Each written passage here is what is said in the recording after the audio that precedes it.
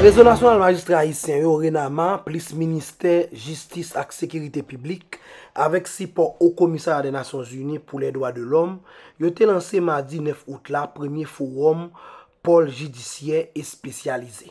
Dans cadre gros activité si là, plusieurs gros autorités te prend la parole, parmi yo M. Beto Dossé qui c'est respectivement ministre justice et sécurité publique, plus mouché Alex Richard qui te prend plaisir représenter et mouché Ariel Henry premier ministre qui pas de cap présent dans l'activité si là.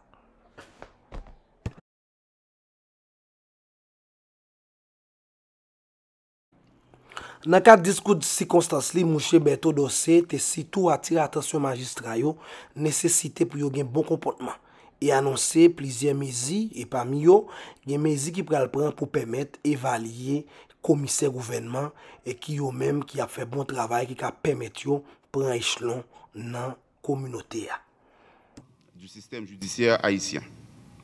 En effet, l'initiative du ministère de la Justice et de la Sécurité publique de concert avec le réseau national des magistrats haïtiens, RENAMA, de tenir cette conférence témoigne d'une décision réfléchie et éclairée de rendre le système judiciaire plus efficace et efficient. En ce sens, je me suis évertué à mettre en œuvre toute une série d'actions selon les instructions du Premier ministre visant à permettre au ministère que j'ai le grand privilège de diriger à bien remplir sa mission. Outillé dans le traitement des dossiers et dans le prononcé des décisions de justice marquées du coin des exigences du progrès. Par ailleurs, conformément aux instructions du Premier ministre, Son Excellence Ariel Henry, le ministère de la Justice et de la Sécurité publique s'engage à mettre tout en œuvre en vue de créer un pôle financier au sein des parquets près les cours et tribunaux de la République. Monsieur le représentant du Premier ministre, je sais combien cela tient le Premier ministre à cœur. Il m'en a parlé si souvent. Je souscris pleinement à sa volonté et je prends l'engagement solennel de travailler à lui donner pleine et entière satisfaction dans le cadre de la loi. L'organisation de cette conférence m'offre l'opportunité d'annoncer déjà à la communauté des hommes de loi que bientôt il sera mis sur pied une matrice permettant d'évaluer la capacité, la performance et les résultats de tous les parquetiers sans distinction aucun dans le système judiciaire. Il ne sera plus question du favoritisme. Les commissaires du gouvernement assureront eux-mêmes leur avancement à partir de leur efficacité qui sera quantifiée régulièrement. Bon côté parle M. Alex Richard qui c'est représentant premier ministre et qui c'est secrétaire conseil des ministres, te prend la parole pour te lire fidèlement discours premier ministre. Il s'est tout dit dans le discours ça que premier ministre pas content, il pas qu'à parler de la justice parce que parquet a moun pas qu'à fréquenter. Il pas qu'à parler de la justice parce que président Jovenel pour que jambe ka joindre justice. Il pas qu'à parler de la justice parce que plusieurs massacres qui fait dans le pays la justice pour que jambe bail explication sur yo. Eh ben dans ce sens ça, mon cher Richard dit gouvernement pour le travail sur dossier pour permettre la justice là un jour capable renforcer. En côté. Plus d'un titre.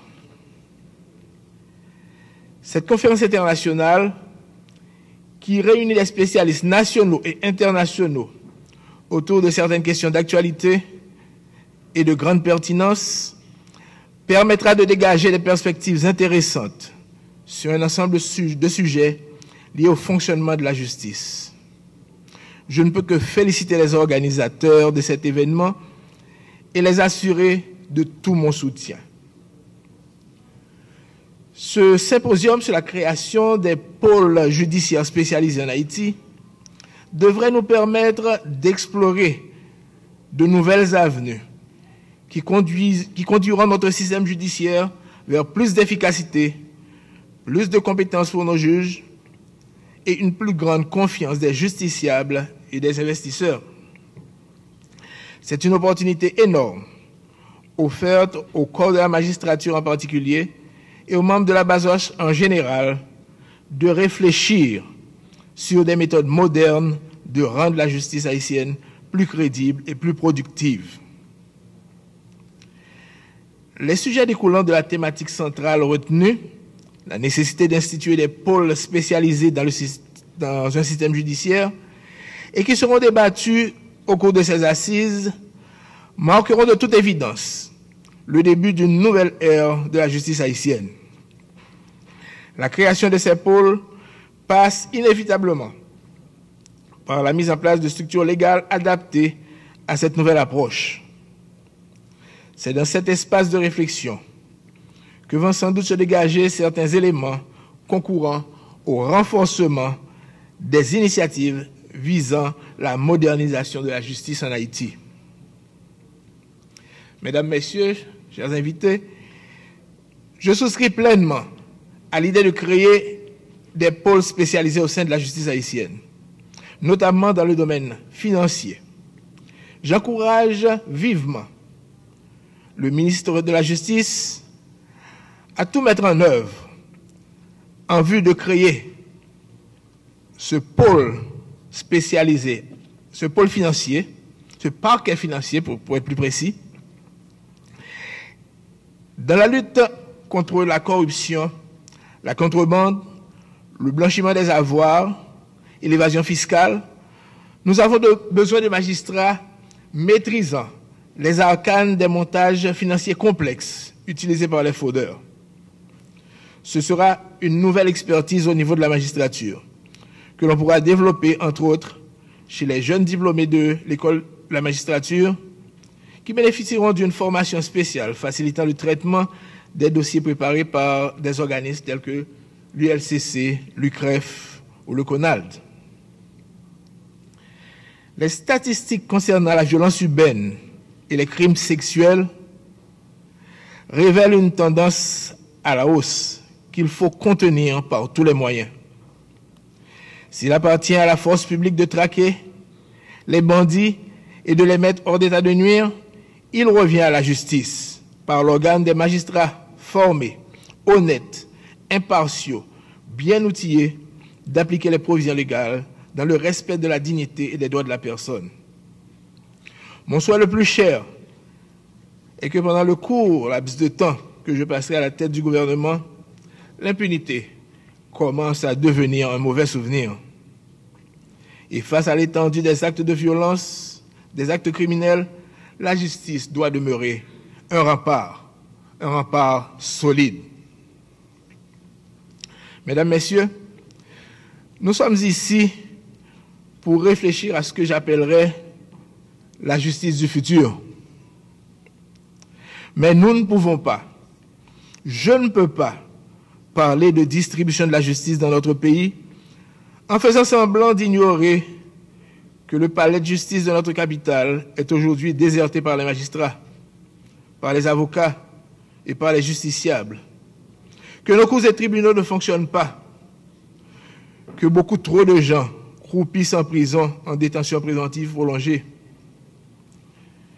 que tout le monde attend encore que la vérité soit faite sur les assassinats crapuleux du président Moïse et du bâtonnier d'Orval, et des nombreuses victimes oubliées des divers massacres et d'autres crimes odieux. Nous vivons depuis quelque temps dans une... Nous avons quitté la justice pour nous parler de l'éducation. Vendredi cap vin là, c'est pour la journée internationale la jeunesse dans tout le monde là.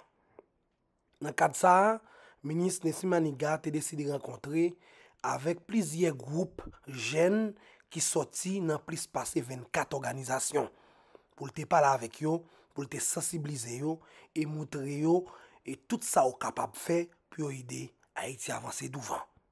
On a le temps. Mais je pense que la jeunesse n'a pas besoin de porte-parole. Elle a besoin de donner sa parole et que sa voix soit entendue. Après, cette parole pourra être répercutée. C'est pourquoi il nous a semblé juste